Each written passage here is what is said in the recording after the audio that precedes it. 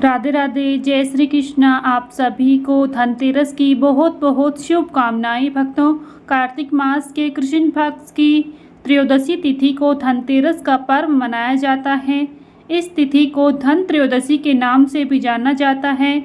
इस दिन बर्तन, सोना चांदी खरीदने का शुभ माना जाता है। भगवान धन्वंतरी को आयुर्वेद का जनक माना जाता है। ऐसे में यह दिन धन्वंतरी भगवान को समर्पित माना गया है।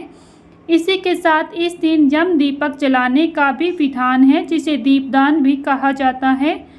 धनतेरस का पर्व दीपावली की शुरुआत का प्रतीक माना जाता है। शास्त्रों के अनुसार जब समुद्र मंथन हुआ तो भगवान धन्वंतरी अमृत कलश लेकर प्रकट हुए थे। इसी कारण यह दिन धनतेरस के नाम से प्रसिद्ध हुआ।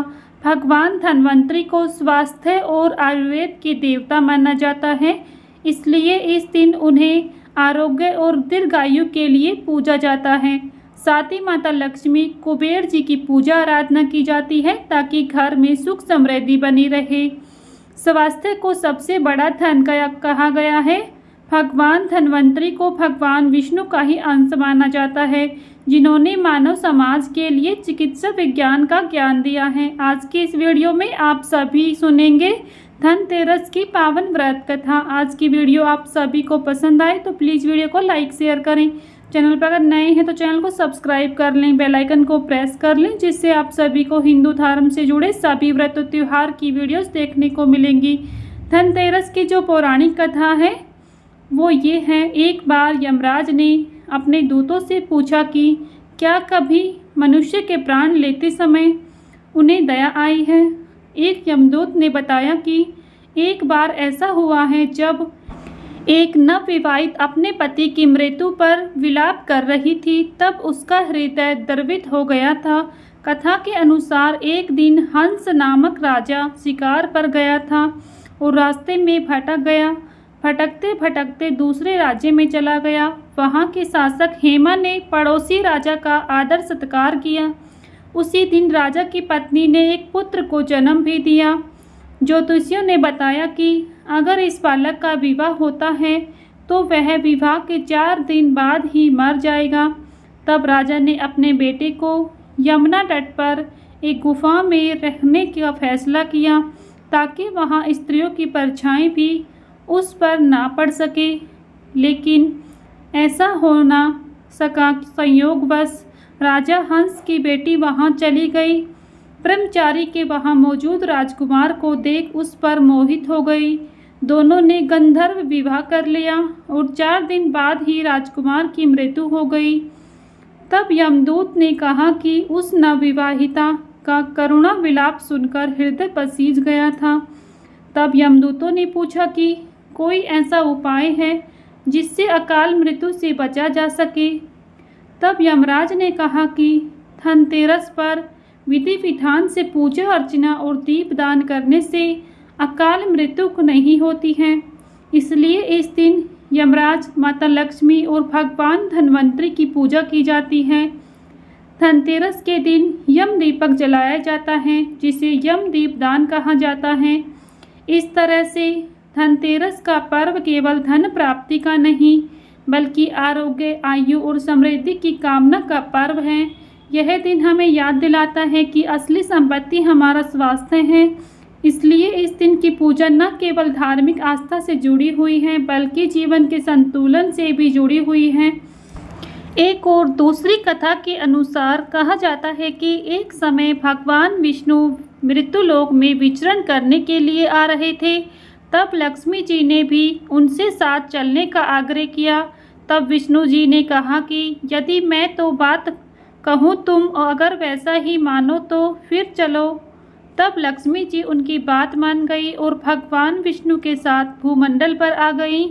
कुछ देर बाद एक जगह पर पहुंचकर भगवान विष्णु ने लक्ष्मी जी से कहा कि जब तक मैं न आऊँ तुम यहाँ ठहरो। मैं दक्षिण दिशा की ओर जा रहा हूँ, तुम उधर मत आना। विष्णु जी के जाने पर लक्ष्मी के मन में कौतूहल जागा कि आखिर दक्षिण दिशा में ऐसा क्या रहस्य है जो मुझे मना किया गया है, और भगवान स्वयं चले गए। लक्ष्मी जी से रहा ना गया और जैसे ही भगवान आगे बढ़े, लक्ष्मी भी पीछे पीछे चल पड़ी। कुछ ही आगे जाने पर उन्हें सरसों का एक खेत दिखाई दिया जिसमें खूब फूल लगे हुए थे। सरसों की शोभा देखकर वह मंत्रमुग्ध हो गई और फूल तोड़कर अपना श्रृंगार करने के बाद आगे बढ़ी। आगे जाने पर एक गन्ने के खेत से लक्ष्मी जी गन्ने तोड़कर रस चूसने लगी। उसी क्षण विष्णु जी आए और यह देख लक्ष्मी जी पर नाराज होकर उन्हें शाप दे दिया कि मैंने तुम्हें इधर आने को मना किया था, पर तुम ना मानी। किसान की चोरी कर का अपराध कर बैठी हो। जब तुम इस अपराध के जुर्म में इस किसान की 12 वर्ष तक सेवा करो। ऐसा कहकर भगवान उन्हें छोड़कर क्षीर सागर चले गए। तब लक्ष्मी जी उस गरीब किसान के घर रहने लगी। एक दिन लक्ष्मी जी ने उस किसान की पत्नी से कहा कि तुम स्नान कर पहले मेरी बनाई गई इस देवी लक्ष्मी का पूजन करो, फिर रसोई बनाना, तब तुम जो पाओगे वही मिलेगा। किसान की पत्नी ने ऐसा ही किया। पूजा के प्रभाव और लक्ष्मी जी की कृपा से किसान का घर दूसरे ही दिन से अन्न धन रत्न स्वर्ण आदि से भर गया।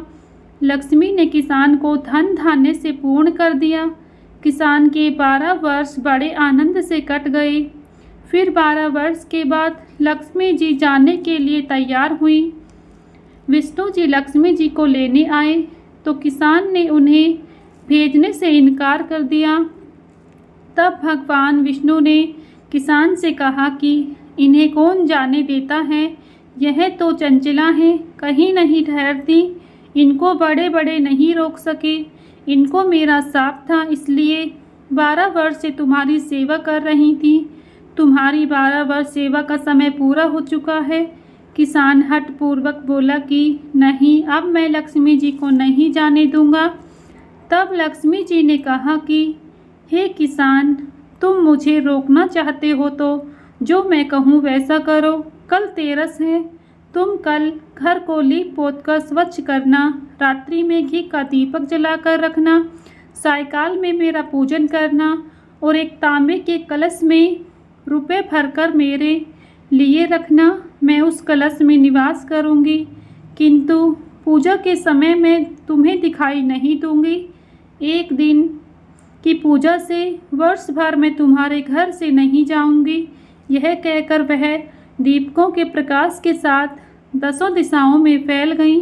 अगले दिन किसान ने लक्ष्मी जी की कथा अनुसार पूजन किया। उसका घर धन धान्य से पूर्ण हो गया। इसी वजह से हर वर्ष 13 के दिन लक्ष्मी जी का पूजन करना चाहिए। धनतेरस की एक और कथा के अनुसार भगवान धन्वंतरी का प्राकट्य के रूप में इस कथा का वर्णन है।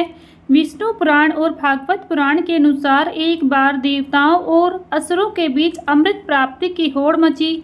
अमृत पाने के लिए भगवान विष्णु के सुझाव पर देवता असुर मिलकर समुद्र मंथन करने का निर्णय लिया। इस मंथन में मंदराचल पर्वत को मथानी और वासुकी नाग को रस्सी के रूप में प्रयोग किया। भगवान विष्णु ने कच्छप का अवतार लेकर मंदराचल पर्वत को अपनी पीठ पर स्थिर रखा, जिससे मंथन की प्रक्रिया बिना किसी बाधा के चल सके। जैसे जैसे समुद्र मंथन होता गया, क्षीर सागर से कई दिव्य रत्न वस्तुएं प्रकट होने लगी, जिनमें कामधेनु गाय, उच्च श्रवा घोड़ा, ऐरावत हाथी, परिजात वृक्ष और देवी लक्ष्मी शामिल थे। लेकिन मंथन के अंतिम चरण में एक अद्भुत घटना हुई। समुद्र से एक दिव्य पुरुष प्रकट हुए, जिनके हाथों में अमृत से भरा स्वर्ण कलश था। ये थे धन्वंतरी भगवान, जिन्हें विष्णु जी का अवतार माना जाता है। धन्वंतरी के साथ ही आयुर्वेद का ज्ञान भी प्रकट हुआ, जो मानव जीवन के लिए स्वास्थ्य और दीर्घायु का वरदान साबित हुआ। धन्वंतरी जी को आयुर्वेद का जनक कहा जाता है, क्योंकि उन्होंने मानव जाति को चिकित्सा विज्ञान का अद्भुत ज्ञान दिया है। उन्होंने रोगों के निदान और उपचार की विधि बताई हैं, जो आज भी आयुर्वेद में प्रचलित हैं। उनके ग्रंथों में औषधियों, जड़ी बूटियों और प्राकृतिक उपचारों का विस्तृत वर्णन मिलता है। धनतेरस का पर्व कार्तिक मास की त्रयोदशी तिथि को मनाया जाता है, जो धन्वंतरी जी के प्रकट होने का विशेष दिन माना जाता है।